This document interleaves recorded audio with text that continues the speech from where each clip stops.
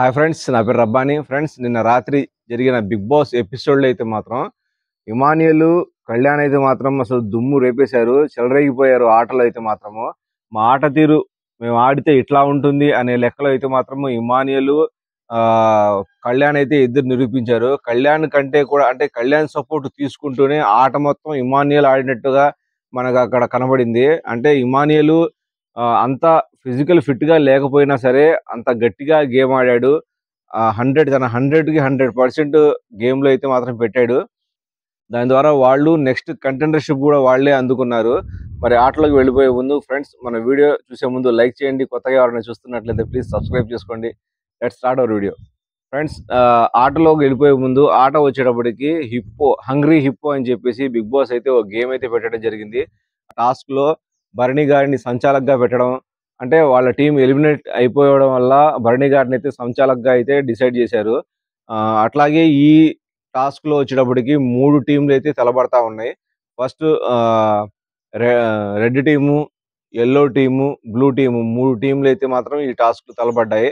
First వచ్చేటప్పటికి అంటే ఈ గేమ్ వచ్చేటప్పటికి ఒక బాల్ అయితే మాత్రం ఎటు వస్తుందో గమనించుకొని ఆ బాల్ ని ఎవరి చేతులకి అందకుండా తీసుకొచ్చి ఆ హిప్పో నోట్లో వేసినట్టయితే వాళ్ళైతే ఈ రౌండ్ విజేతగా నిలవడం అనేది జరుగుతుందని చెప్పి బిగ్ బాస్ అయితే చెప్పడం జరిగింది. ఫస్ట్ బాల్ వచ్చేటప్పటికి రీతు వచ్చేటప్పటికి ఆ బాల్ ని ఎవరికి అందకుండా చాలా ఫాస్ట్ గా అయితే మాత్రం ఆ బాల్ ని హిప్పు నోట్లో వేయడం జరుగుతుంది. తర్వాత రీతు వచ్చేటప్పటికి ఇమానియల్ దగ్గరికి మనం టీమ్ గా ఆడదాం, అంటే 2 టీంలు కలిసి ఆడదాం అనే లెక్కలో అయితే మాత్రం మాట్లాడుతుంది. ఇమానియల్ తెలివిగా ఆడదాం సరే, తర్వాత ఏంటి కంటెండర్షిప్ వచ్చేటప్పటికి తర్వాత ఎట్లా డిసైడ్ చేసుకుందాం అని చెప్పగా, మీకు ఆల్రెడీ మీ టీంకి వచ్చేటప్పటికి ఒక కంటెండర్ కార్డు వచ్చేసింది కదా, నెక్స్ట్ మా టీంకి నువ్వు హెల్ప్ చేయాలి అని చెప్పగా, కాదు ఇది టీమ్ గేమ్ కాదు, ప్రస్తుతానికి అయితే ఇండివిజువల్ గా ఎవరి గేమ్ వాళ్ళు ఆడుతున్నారు, కంటెండర్ అనేది ప్రతి ఒక్కళ్ళకి ఇంపార్టెంటే, అట్లా కుదరదు అని చెప్పేసి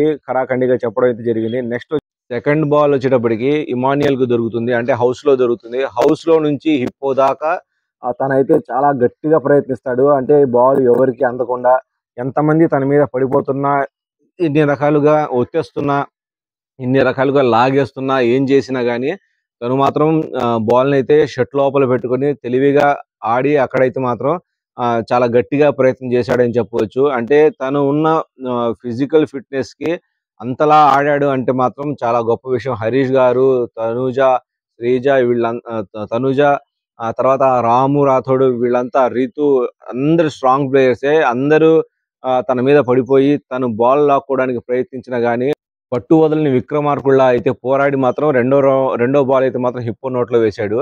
తర్వాత వచ్చేటప్పటికి హరీష్ గారికి అయితే కాలు బాగాలేదు, నేను ఆడను అని చెప్పగా, ఆ రౌండ్ లో అయితే మాత్రము హరీష్ గారిని తీసేసి అతని ప్లేస్ లో శ్రీజాని అయితే మాత్రం అందరి ఏకాభిప్రాయంతో శ్రీజాని అయితే గేమ్ లో అయితే పెట్టడం జరుగుతుంది. నెక్స్ట్ వచ్చేటప్పటికి మూడవ బాల్ వచ్చేటప్పటికి ఫ్లోరాకు దొరుకుతుంది. ఆ ఫ్లోరా వచ్చేటప్పటికి ఇమానియల్ కి బాల్ అందించగా, అంటే కళ్యాణ్ వచ్చేటప్పటికి ఇమానియల్ ని ప్రొటెక్ట్ చేస్తున్నట్టు, అంటే బాల్ ని ఎవరు లాక్కోకుండా ఇమానియల్ ని ప్రొటెక్ట్ చేస్తున్నట్టు, తర్వాత ఇమానియల్ వచ్చేటప్పటికి బాల్ ని గట్టిగా హోల్డ్ చేసి పట్టుకొని చాలా వరకు ఇట్లాగే తోసుకుంటూ హౌస్ లో నుంచి తోసుకుంటూ బయటికి హిప్పో దాకా అయితే మాత్రము వెళ్తారు. అక్కడ వచ్చేటప్పటికి మధ్యలో సుమన్ శెట్టి వచ్చేటప్పటికి బాల్ ని లాక్కోవడము, అతని చేతుల్లో నుంచి గట్టిగా, అంటే అందరు ఫిజికల్ అవుతా ఉంటారు. అక్కడ ఎల్లో లైన్ యువతలైతే మాత్రం అందరు పడిపోయి ఉంటారు. తెలివిగా శ్రీజ వచ్చేటప్పటికి ఎల్లో లైన్ పాస్ అయిపోయి అక్కడ బాల్ ని అయితే హోల్డ్ చేస్తుంది. దాని ప్రకారం అయితే భరణి గారు సంచాలకుగా అన్ఫేర్ డిసిషన్ తీసుకున్నారని చెప్పి నాకైతే అర్థమైంది. అంటే బాల్ మొత్తం లోపల ఉండాలి, అంటే ఒక మనిషి లోపలికి వెళ్ళిపోయి బాల్ ని అయితే బయట నుంచి టచ్ చేసినట్టయితే అతనికి పాయింట్ ఎలా ఇస్తారు అని చెప్పేసి అయితే మాత్రం ఇమానియల్ వాళ్ళు అయితే గట్టిగా మాట్లాడతారు. ఇమానియల్, పవన్ కళ్యాణ్ అయితే గట్టిగా మాట్లాడతారు. అయినా సరే ఆ మూడవ బాల్ విన్నర్ వచ్చేటప్పటికి శ్రీజ వాళ్ళకైతే మాత్రం దక్కింది.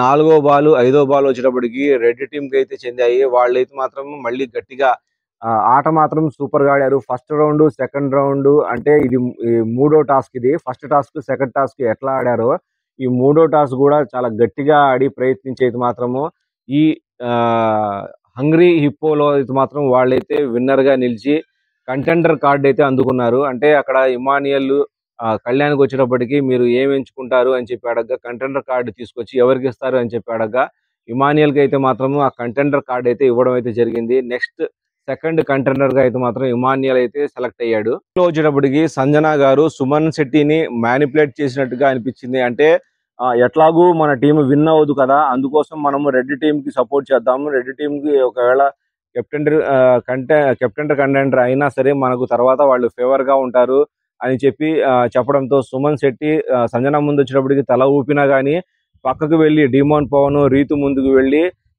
నన్నైతే మాత్రము ఆ పెద్దన్నయ్య అని చెప్పేసి కిందకు తోసేసే ప్రయత్నం అయితే సంజన గారు చేస్తున్నారు అని చెప్పేసి చెప్పడము. తర్వాత నేను అంటే డిమోన్ పవన్ అంటే మీ ఆట మీరు ఆడండి. మీరు వాళ్ళు చెప్తే ఎందుకు మ్యానిపులేట్ అవుతున్నారు?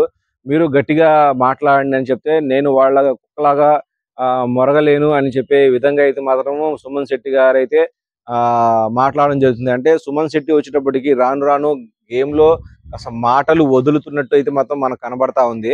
అక్కడ తనకు ఇష్టం లేనప్పుడు సంజన గారు చెప్పిన విధానం ప్రకారం నేనైతే నా ఆట ఆడతాను. నా టీం కోసం ఆడతాను. నేను ఓడినా పర్వాలేదు. నా టీంకి ఒక్క బాల్ వచ్చినా కానీ నాకు గర్వంగా ఫీల్ అవుతాను అని చెప్పేసి ఆ సంజన గారి ముందు చెప్పకుండా సంజన గారు చెప్పిన మాటలకు అన్నిటికీ తల ఊపుతూ నెక్స్ట్ పక్కకెళ్ళి ఇలా మాట్లాడడం అనేది నాకైతే నచ్చలేదు. తర్వాత వచ్చేటప్పటికి సంజన గారు తీసుకున్న డెసిషన్ వచ్చేటప్పటికి నాకు కరెక్టే అనిపించింది. ఎందుకంటే అక్కడ గట్టిగా వాళ్ళు ప్రయత్నించినా గానీ గెలిచే అవకాశాలు చాలా తక్కువగా ఉన్నాయి. అందుకోసం ఏదో ఒక టీంకి అంటే గెలిచే టీంకి సపోర్ట్ చేసినట్లయితే వాళ్ళకు నెక్స్ట్ ఏదైనా ఫేవర్‌గా అవకాశం వచ్చే అవకాశం ఉంది. ఎందుకంటే బిగ్ బాస్ గేమ్ అనేది ఎటు నుంచి ఎట్లా మారుతుందో ఎవరు చెప్పలేము. అలాంటప్పుడు తను గెలవకపోయినా సరే ఎదుటి టీంని గెలిపించినట్లయితే వేరే ఏదైనా ఫెయిర్ అవకాశం రావచ్చు అనే ఉద్దేశంతో సంజన గారైతే మాత్రం రెడ్ టీంకి సపోర్ట్ చేశారు. అట్లాగే ఈ టాస్క్‌లో రెండో రౌండ్ వచ్చేటప్పటికి ఫస్ట్ ఫస్ట్ రౌండ్‌లో గెలిచిన ఇమానియలు, పవన్ కళ్యాణ్ వీళ్ళిద్దరిని మాత్రం ఒక 6 సభ్యులని ఎన్నుకొని దానిలో 3 టీమ్‌లుగా విభజించి గేమ్‌నైతే మాత్రము ఆడించాల్సిందిగా అయితే బిగ్ బాస్ అయితే వీళ్ళిద్దరిని ఆదేశించారు. పూర్తి అధికారం వీళ్ళదే. వీళ్ళు ఎవరిని ఎన్నుకుంటారా, ఎవరిని జతగా చేసి 3 టీమ్‌గా ఎన్నుకుంటారనేది మాత్రము కళ్యాణ్‌కైతే మాత్రం ఇమానియల్‌కి బాధ్యత అప్పగించారు. కళ్యాణ్, ఇమానియల్ వచ్చేటప్పటికి కూర్చొని డిస్కస్ చేసుకుంటూ మనకంటే స్ట్రాంగ్ ప్లేయర్ వద్దు. డీమోన్ పవన్ అసలు వద్దు. తను వరుసనే 2 సార్లు కెప్టెన్సీ కంటెండర్ అయ్యాడు. కెప్టెన్సీ అయ్యాడు. తర్వాత మూడో ఛాన్స్ కూడా ఈయనకు ఇవ్వడం అవసరం లేదు. ఈయన ఉంటే మనకు గట్టి పోటీ ఉంటుంది అనే లెక్కలో మాట్లాడుకుంటూ తనకంటే వీక్‌గా ఉన్న ప్లేయర్స్ ఎవరున్నారా అని చెప్పి చూసుకుంటూ ఫస్ట్ వచ్చేటప్పటికి తనూజ, సుమను ఒక టీము, సంజన, రాము ఒక టీము, తర్వాత రితు, ఫ్లోరా ఒక టీము. ఈ 3 టీంలుగా విభజించి గేమ్‌నైతే మాత్రం స్టార్ట్ చేశారు. గేమ్ వచ్చేటప్పటికి ఉచ్చులాగా కనబడతా ఉండే తాళ్ళు కట్టేసి ఉచ్చులాగా ఉంది. తర్వాత దాని అవతల వచ్చేటప్పటికి టైర్‌లైతే అక్కడ పరిచుంటాయి. తర్వాత వచ్చేటప్పటికి ల్యాడర్ లాంటిది ఉంటుంది. ఈ 3 దాటుకొని ఒక బోన్ అయితే మాత్రం అక్కడ కనబడతా ఉంది. ఆ బోన్ ఎవరు ముందు ఫస్ట్ పిక్ చేస్తారో వాళ్ళే విజేతలుగా డిక్లేర్ చేయాలని చెప్పేసి అయితే మాత్రం బిగ్ బాస్ చెప్పడం జరుగుతుంది. ఫస్ట్ వచ్చేటప్పటికి తనుజ, సుమన్ శెట్టి అయితే మాత్రం గేమ్ స్టార్ట్ చేస్తారు. వీళ్ళైతే మాత్రం చాలా గట్టిగా ఇద్దరు తనుజ, సుమన్ శెట్టి చాలా ఫాస్ట్ గా అయితే మాత్రం గేమ్ ఫినిష్ చేయడానికి ప్రయత్నించే క్రమంలో సుమన్ శెట్టి అయితే మాత్రము టైర్ లో నుంచి బయట కాలు పెట్టడం వల్ల తననైతే మాత్రం ఆటలో నుంచి తీసేస్తారు. వచ్చేటప్పటికి తనుజ టైర్ల గేమ్ దాకా కరెక్ట్ గా ఆడి ఆ ల్యాడర్ గేమ్ వచ్చేటప్పటికి 2 స్టెప్పులను వదిలేసి ముందుకు వెళ్ళిపోయి బోర్న్ అయితే పట్టుకుంటుంది. తర్వాత వచ్చేటప్పుడు ఇమాన్యుల్ వచ్చేటప్పటికి 2 బాక్సులు తనుజ వదిలేసింది అని చెప్పగా కళ్యాణ్ వచ్చేటప్పటికి డైరెక్ట్ గా అంటే ఇద్దరు ఫౌల్ ఆడారు, ఇద్దరు రూల్స్ పాటించలేదు అనే ఉద్దేశంతో ఇది మాత్రము ఈ రౌండ్ ని ఎవరు విజేతలు కాదు చెప్పేసి డిక్లేర్ చేసేస్తాడు. దానివల్ల తనుజ వెళ్ళి బాత్రూమ్ లో చాలా సేపు ఏడుస్తుంది. డిమాన్ పవన్, రీతు వచ్చి సముదాయించి తననైతే బయటికి తీసుకురావడం అయితే జరుగుతుంది. వచ్చేటప్పటికి సంజన, రాము అయితే మాత్రం గేమ్ ఆడతారు. సంజన వచ్చేటప్పటికి రాము కంటే కాస్త స్లోగా ఉన్న రాము కాస్త ఫాస్ట్ గా అంటే విత్ ఇన్ సెకండ్స్ లోనే గేమ్ అయితే ఫినిష్ చేస్తాడు. ఎందుకు అంటే తను బక్కపల్సగా ఉంటాడు, యాక్టివ్ గా ఉంటాడు కాబట్టి తనైతే మాత్రము గేమ్ ని విత్ ఇన్ సెకండ్స్ లోనే ఫినిష్ చేసి తనైతే మాత్రము సెకండ్ రౌండ్ విన్నర్ గా అయితే నిలుస్తాడు. నెక్స్ట్ వచ్చేటప్పటికి 3వ రౌండ్ లో రీతు, ఫ్లోరా అయితే మాత్రము పోటీ పడతారు. రీతు వచ్చేటప్పటికి స్టార్టింగ్ లోనే స్ట్రాటజీ ప్లాన్ చేస్తుంది. అంటే తనని ముందుకు వెళ్లకుండా చేతులు అడ్డం పెట్టేసి తన ముందుకు వచ్చేసి తను ఆపే ప్రయత్నం అయితే చేసి తనకంటే ఒక 2-3 సెకండ్స్‌లో తనకంటే ముందుకు వెళ్లి ఆ బోన్‌నైతే అందుకుంటుంది. ఈ రౌండ్‌లో అయితే మాత్రం రీతు అయితే విన్నరు.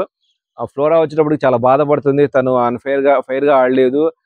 నాకు మొహం మీద ఇలా చేయి పెట్టి కొట్టింది అనే లెక్కలో అయితే మాట్లాడుతుంది. నేనైతే నెక్స్ట్ ఇంకా గేమ్స్ అయితే నేను ఇంట్లో ఆడను. ఇంకా ఇదే లాస్ట్ గేమ్ అని చెప్పడంతో ఫైనల్‌గా కెప్టెన్సీ కంటెండర్ వచ్చేటప్పటికి కళ్యాణు, ఇమానియలు, రీతు, రాము రాథోడు ఈ నలుగురైతే మాత్రము కెప్టెన్సీ కంటెండర్‌గా విన్ అయ్యారు. నెక్స్ట్ ఎపిసోడ్‌లో అయితే మాత్రం ఎవరు కెప్టెన్ అవుతారా మనం వెయిట్ అండ్ సీ చూద్దాం. ఫ్రెండ్స్ ఈ వీడియో గనక మీకు నచ్చినట్లయితే లైక్ చేయండి. మా ఛానెల్‌ని కొత్తగా ఎవరైనా చూస్తున్నట్లయితే ప్లీజ్ సబ్స్క్రైబ్ చేసుకోండి. Please subscribe my channel. Thanks to